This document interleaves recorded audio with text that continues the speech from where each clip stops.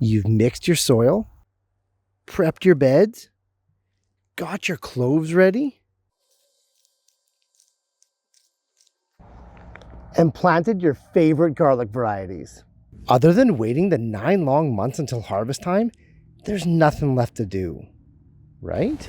Wrong. There's one final step, albeit simple and quick, that could very well define the success of your garlic crop come harvest time. That's right, we're talking about mulching. Why to mulch, how to mulch, where to mulch, and what to mulch with. It's all covered here today.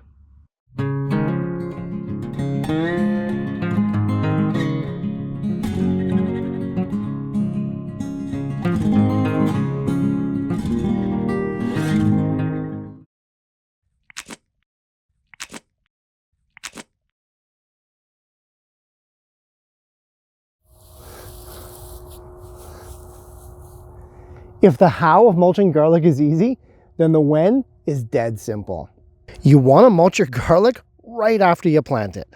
Don't wait, just consider it part of the planting process. The benefits are immediate, which we'll get into later, but here's a sneak peek. I mulch my garlic right away before I even water the freshly planted cloves. Let's take a look at watering with and without mulch, because the visual demonstration is going to explain it better than I ever could.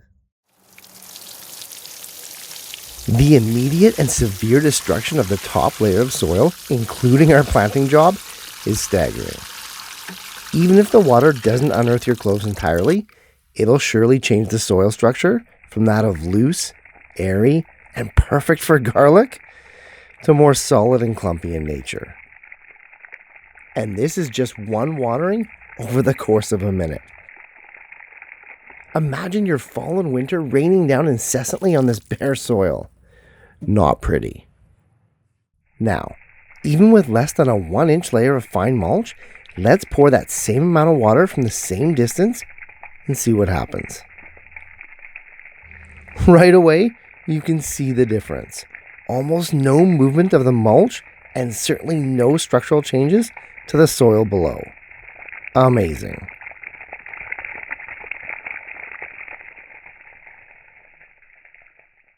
And that's with just a thin layer of mulch. So imagine an entire winter of precipitation pelting down constantly on that bare soil. Water and the movement of water is one of the most powerful forces on the planet because it's relentless over time. Much like this point I'm trying to make. Moving on.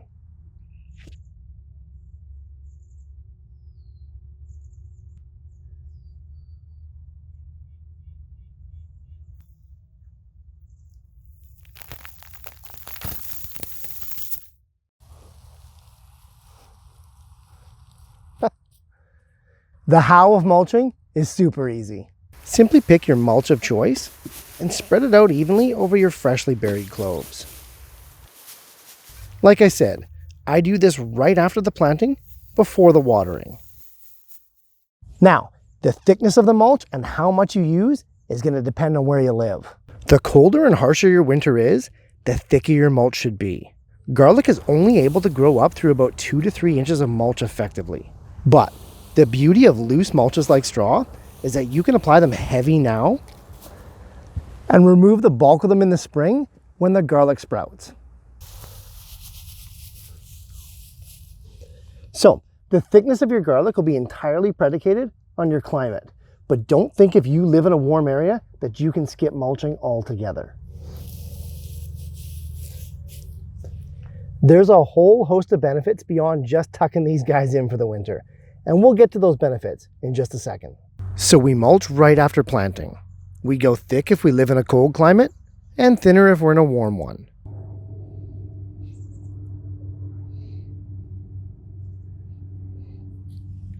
But what do we mulch with?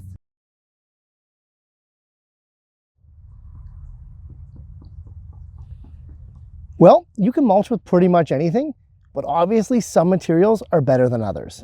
Organic mulches are the best, and the ones that create a complex structure of protection is what we're after. So things like loose straw, shredded leaves, and grass clippings. things like that. Mix and match if you have to, just make sure to cover every inch of bare soil. We've already covered a couple reasons of why you should mulch your garlic, but there's many, 7 in fact. And if you're not convinced that you should be mulching garlic this fall, you're about to be. Like we said, mulching that garlic, a crop that's planted right at the onset of winter, is gonna help protect those underground bulbs from temperature extremes. Both in the immediate with winter right at your doorstep, and in the subsequent summer before harvest time next year. Gauge that mulch thickness based on where you live, keep those cloves protected, and you'll get a bigger harvest as a result. The second reason we mulch is also related to temperature, but it's more extreme, and that's exposure. Garlic is not planted deep, and without a mulch layer to protect that topsoil from both wind and rain, cloves can become exposed, leaving them helpless against the unrelenting sun or the bone-chilling winter winds. Obviously, not good for growing. Cover them up. On that note, and taking it even a step further, one action that we often see in the winter is frost heaving. Frost heaving is when moist soil freezes and thaws over and over. The expansion of frozen water in the soil causes pressure, filling in the air gaps, causing compaction. Then, in the subsequent thaw, the excess moisture has nowhere to go. Without adequate aeration and now drainage, the soil structure is damaged, often beyond repair. In severe cases, the cloves may actually be lifted right out of the garden, even if they've established healthy root systems. You gotta protect your garlic with a mulch. Next, we have moisture control. And this works in 2 ways, both to mitigate water loss due to evaporation and to lessen the impact of extreme precipitation that we often get in the fall and winter.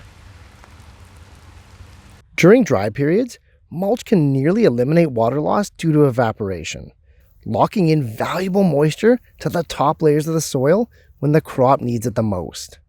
And in cases of extreme rainfall or snowmelt, the protective and dissipating nature of the mulch will also protect your cloves from excessive watering.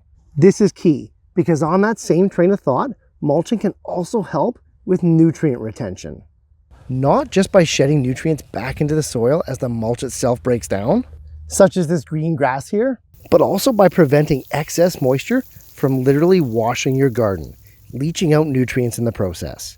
Another case of mulch having a direct impact on bulb size, and thus the success of your garlic crop.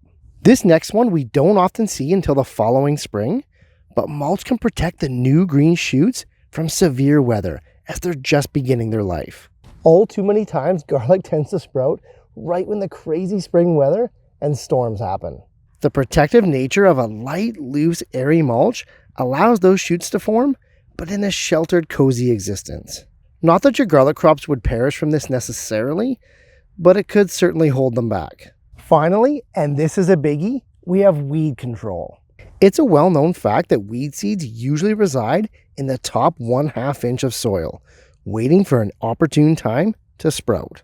That, or they come in from the wind, looking for premium spots to get established, like bare soil. And I don't know if you know this, but garlic hates competition more than anything, even from itself and especially from other plants. The single biggest thing that you can do to get on top of weeds is prevention.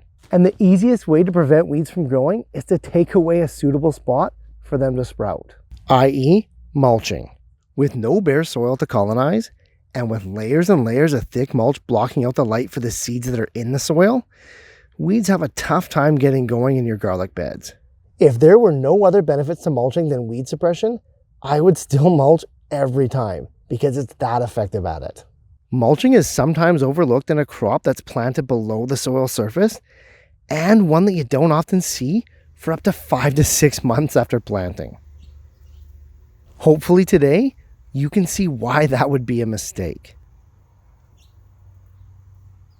And going forward, your garlic beds will never be naked without a nice thick mulch layer ever again. Hey, thanks so much for watching, guys. I appreciate the support more than you know.